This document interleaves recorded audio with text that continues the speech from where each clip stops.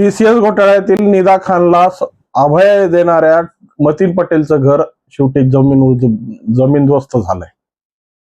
आज महानगरपालिकेने या घरावर कारवाई करत अशा पद्धत म्हणजे धर्मांतरांच्या असो किंवा देशविघातक कारवाया असो अशा पद्धतीच्या कारवाया केल्या तर तुम्हाला कायमचं घरापासून मुकावं लागेल, या पद्धतीचा संदेश दिला. तसं पाहिलं तर हे घरही अनधिकृत पद्धतीने बांधलेलं होतं.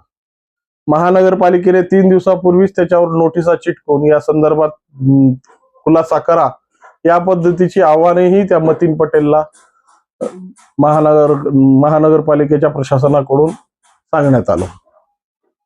परंतु हे सांगण्याच्या ऐवजी हा मतीन पटेल ज्या पद्धतीने त्याने न्यायालयात धाव घेतली आणि न्यायालयात याचिका दाखल करून या कारवाईला कशा पद्धतीने रोखता येईल यासाठी आपली पूर्ण ताकद लावली. परंतु ह्या सगळ्या गोष्टी शेवटी गोष्टीवर शेवटी पाणी सुटलं आणि शेवटी नेमकं काय घडलं आणि कशामुळं आता महानगरपालिकेच्या संदर्भातून काय काय भूमिका या मतीन पटेलच्या विरोधात घेण्यात येतील किंवा प्रशासन या मतीन पटेलला वाचवण्यासाठी ज्या काही भूमिका किंवा जे काही परिस्थिती मांडणारे लोक आहेत त्यांच्यावर काय कारवाई करेल याच्या संदर्भात हा व्हिडिओ आपण विश्लेषण करणार आहोत. मित्रांनो, देशभर गाजलेलं ते TCS प्रकरण आणि ती निदा खान शेवटी सापडली कुठं तर संभाजीनगरच्या त्या नारेगावच्या मतीन पटेलच्या घरात. जवळपास ATS ला किंवा त्या SIT ला ज्या पद्धतीच्या भूमिका या निदा खानला हुडकण्यासाठी करायच्या, सुरुवातीला ज्या पद्धतीची कवायत झाली आणि ही निदा खान मुंब्र्यामध्ये, भिवंडीमध्ये, पुन्हा अजून तिसऱ्या ठिकाणी ठाण्यामध्ये, कल्याणमध्ये अशा पद्धतीच्या हातावर तुरी देत फिरत होती. शेवटी तिला सगळ्यात सुरक्षित आणि सगळ्यात व्यवस्थित जागा म्हणून संभाजीनगर दिसलं आणि संभाजीनगरमध्ये तिला अभय मिळालं. हे अभय MIM पक्षाच्या एका नगरसेवकाने म्हणजे मतीन पटेलने दिला.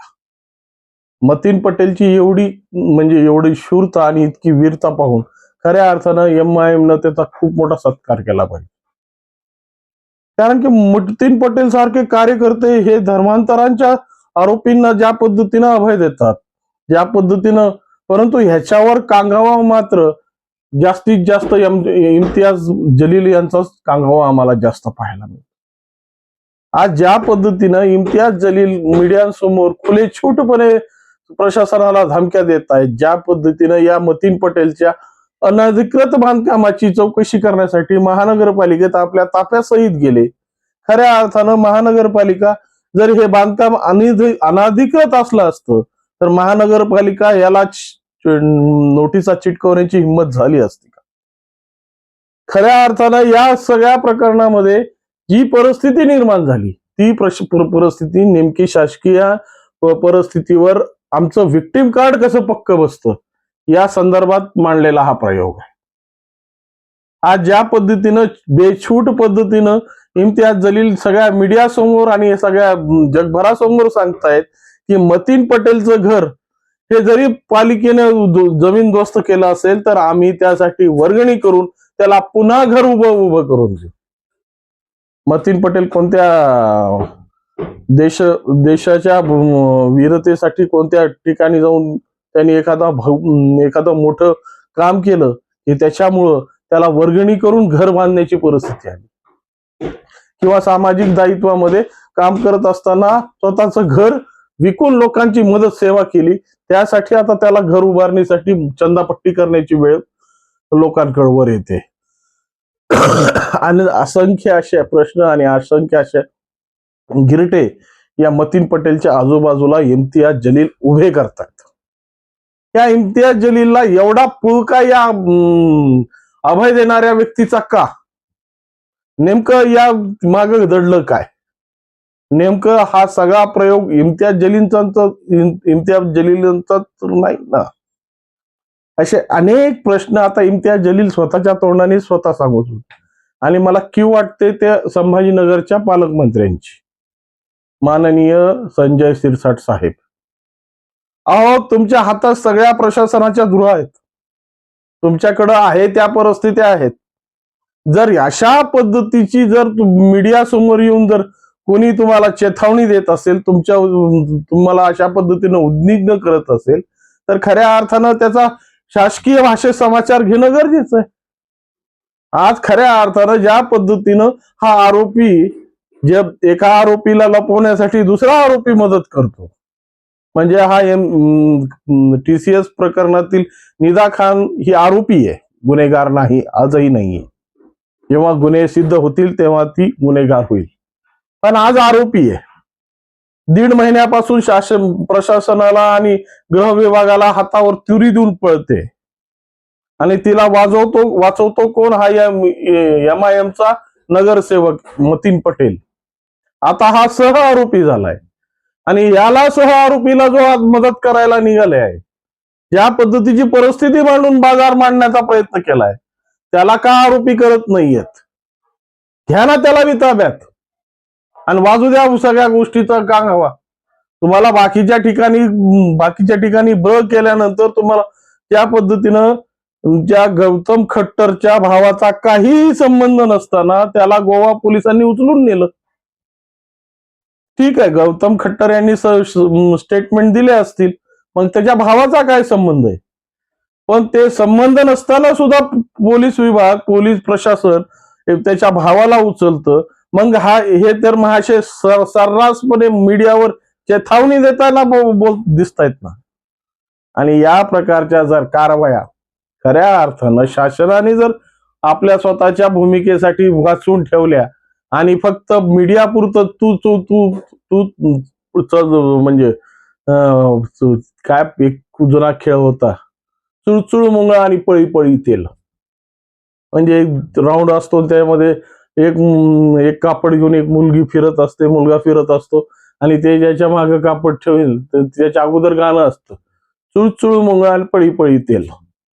ही चुळचुळ मुंगळा आणि पळी पळी तेल जोपर्यंत हे बंद होणार नाही, मीडियावरच्या ट्रायल्स आणि मीडियावरच्या घोषणाबाज्या बंद होणार नाहीत, तेव्हाच खऱ्या अर्थानं प्रशासनाला खऱ्या कामाची सुरुवात करता येईल. फक्त तिकडून ते म्हणे आज खऱ्या अर्थानं जी संभाजीनगरची परिस्थिती तुम्ही करून ठेवली, कारण की ज्या पद्धतीने जर या गोष्टी तुम्हाला कुणावर निरापराधावर तुम्हाला शिक्षा द्यायला कोणी सांगत नाही, निरापराधांवर गुन्हे दाखल करायला कोणी सांगत नाहीयेत, कारण की एवढ्या पद्धतीनं पोळका आलेल्या लोकांना जर तुम्ही आणि भले 1-2 नाही तर जथ्थे घेऊन त्या महानगरपालिकेच्या दालनात जाऊन अधिकाऱ्यांवर दबाव टाकण्याचा तो प्रयत्न, हे तरी उघड्या डोळ्यांनी पहा ना. मग जर तुमच्या बोलण्यात सत्यता आहे, तुमच्या बोलण्यात म्हणजे तुमची बाजू सत्य आहे, तर मग महानगरपालिकेत जथ्थे नेऊन नेमकं काय सिद्ध करण्याची भाषा तुम्ही करताय? या सगळ्या गोष्टीचा विचार आता प्रशासनिक दरबाराने केला पाहिजे. आणि लाडके गृहमंत्री माननीय देवाभाऊ, खऱ्या अर्थानं आता जर खरे धडे शिकवायचे असतील आणि योगींचं बुलडोजर तुम्ही वापरताय, पण योगी सारखी कार्यवाही जर तुम्हाला, कार्यशैली जर तुम्हाला अवलंबवायची असेल, तर असे सह आरोपी करायला पाहिजेत. आणि हे सह आरोपी करून यांची खरी जागा जोपर्यंत दाखवणार नाही, कारण की मुळावरच घाव घातला पाहिजे. त्यामुळे देवाभाऊ, जे लोक हे आरोपींची मदत करतायत ना, जे लोक आपल्या या आरोपींना लपवण्यासाठी, वाचवण्यासाठी किंवा त्यांच्या मनोबल वाढवण्यासाठी जे कार्य करतायत ना, त्यांच्या माग खऱ्या अर्थानं शासनाचा ससेमिरा लागला पाहिजे. आणि त्यांची जी योग्य जागा आहे, त्यांना जिथं आज पाहिजे त्या ठिकाणी नेऊन बसवा, तरच खऱ्या अर्थानं या महाराष्ट्राचं भलं होईल. नाहीतर अशा प्रवृत्तींना खऱ्या पद्धतीनं खतपाणी मिळेल आणि खऱ्या अर्थानं प्रत्येक ठिकाणी तुम्हाला अशाच अडचणी तुम्हाला सोसण्याची वेळ येणार आहे. त्यामुळं देवाभाऊ, कळकळीची विनंती आहे की या संभाजीनगरच्या झालेल्या प्रकरणावर कटाक्षाने लक्ष घालून योग्य या आरोपींना जे कोणी मदत करतायत, निदा खानला ज्यांनी मदत केली किंवा मतीन पटेलला वाचवण्यासाठी ज्यांनी आपली शकला म्हणजे युक्त्या लढवल्यात, त्यांच्यावर कठोर कारवाईचा ससेमिरा लागला पाहिजे. आणि खऱ्या अर्थानं त्यांची योग्य ती जागा जेलमध्ये आहे, ती जेलपर्यंत गेले पाहिजेत, एवढीच विनंती. याबद्दल तुमच्या मनात काय वाटतं आणि या संदर्भात तुमची काय भूमिका आहे, निश्चितपणे कॉमेंटच्या माध्यमातून कळवा. आणि व्हिडिओ आवडला असेल तर लाईक, शेअर आणि सबस्क्राईब करायला विसरू नका. नमस्कार.